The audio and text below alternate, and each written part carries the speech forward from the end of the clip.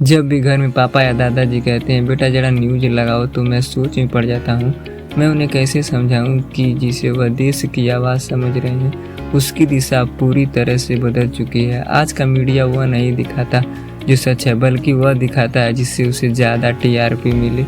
इस बिकाऊ एजेंडे के दौर में देश के असली मुद्दे कहीं खो गए हैं। अब वक्त आ गया है कि हम टीवी की खबरों पर आंख बंद करके भरोसा करना बंद करें। आखिर हम किन न्यूज़ चैनलों की बात कर रहे हैं? आज तक, इंडिया न्यूज़, एबीपी न्यूज़, जितने भी बड़े बड़े नाम हैं, क्या कभी देश के असली मुद्दे पर बात करते हैं? रोजगार, महंगाई, शिक्षा और स्वास्थ्य जैसे जरूरी सवाल तो गायब ही हो चुके हैं। इनका पूरा ध्यान बस इस बात पर रहता है कि सरकार की तारीफ कैसी करनी है, हमारे प्रधानमंत्री कब और किस विदेश। जरा सोचिए दोस्तों, एक वह दौर था 1980 और 90 के दशक का समय। टीवी पर सिर्फ देश और जनता के मुद्दों की बात होती थी। एंकर्स की आवाज़ में एक शालीनता होती थी और पूरी ईमानदारी से सच दिखाते थे। लेकिन आज के एंकर्स को देखिए, न्यूज़ चैनलों को उन्होंने सिर्फ एक तमाशा बना दिया है। टीवी पर डिबेट के नाम पर सरेआम चिल्लाहट और अभद्र भाषा का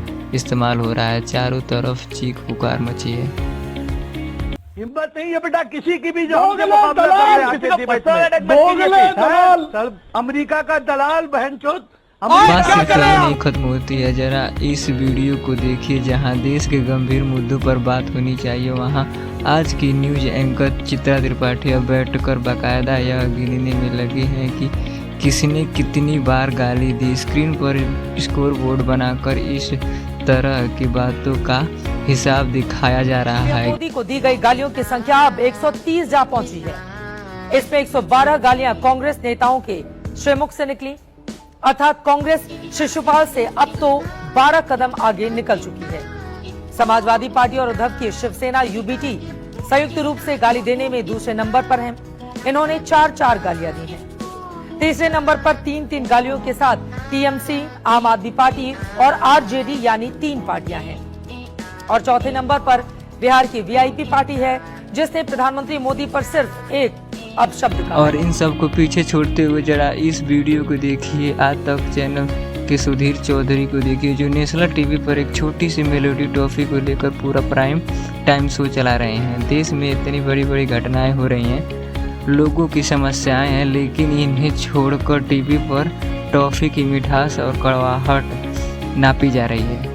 ये जो मेलोडी है ये तो बहुत मीठी होती है, इसका स्वाद हमारे देश में सबको अच्छा लगता है, लेकिन ये मेलोडी टॉफी राहुल गांधी को आज कड़वी लग रही है। हमारे विपक्षी नेताओं के लिए आज ये मेलोडी जो टॉफी है, आप समझ लीजिए कि जहर जैसी कड़वी उन्हें लग रही होगी। हो सकता है कि उनके घरों में जो भी मेलोडी टॉफी अब खाता भी होगा उसे भी शायद वो बैन करा देंगे, अपने घर में मेलोडी टॉफी की एंट्री खत्म कर देंगे। और यह तमाशा ही नहीं रुकता दोस्तों, जरा आज तक की स्टार अंजना ओम कश्यप को भी देख लीजिए। इनके पास विदेश को युवाओं को रोजगार पर बात करने का समय नहीं है, लेकिन पश्चिम बंगाल की झालमुड़ी पर पूरी स्पेशल ग्राउंड रिपोर्टिंग करने का फुर्सत है।